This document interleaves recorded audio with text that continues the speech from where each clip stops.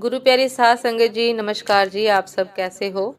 आशा करती हूँ बाबा जी के श्री चरणों में अरदास करती हूँ कि बाबा जी की दया से, निरंकार की मेहरबानी से आप सब बहुत खुश होंगे, मौज बहार में होंगे और अवश्य ही भजन सिमरन में होंगे। साध संगत जी, मैं हाजिर हूँ आज आप सभी से एक बहुत ही खूबसूरत साखी साझा करने के लिए। उम्मीद करती हूँ ये साखी आप सभी को बहुत पसंद आएगी।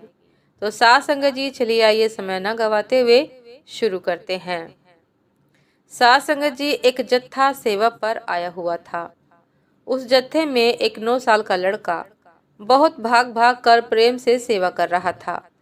उस लड़के को सेवा करते हुए देखकर संत जी से रहा नहीं गया।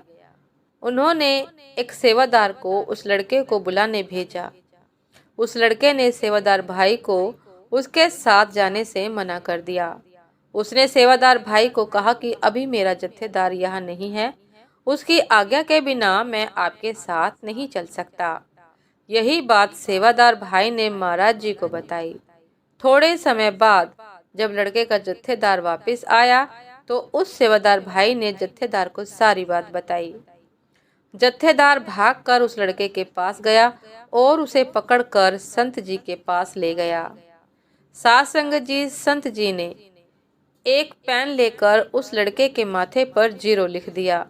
यह देखकर सभी सेवादार महाराज जी के पीछे पड़ गए कि हम सबको इस 0 का राज बताएं।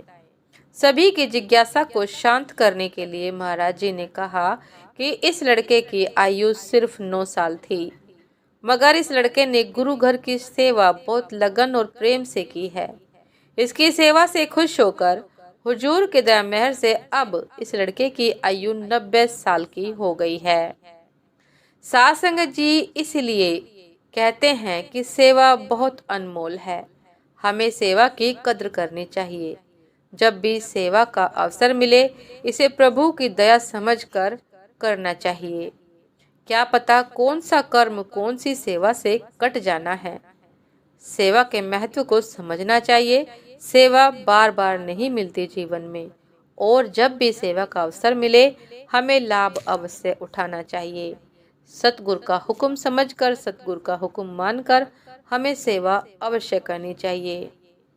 साध संगत जी, जिस प्रकार इस बालक के कर्म कट गए, केवल 9 वर्ष जीने वाला था और बाबा जी के आशीर्वाद से, मेहरबानी से 90 वर्ष की आयु हो गई, केवल और केवल सेवा करने के कारण, प्रेम से सेवा करने के कारण।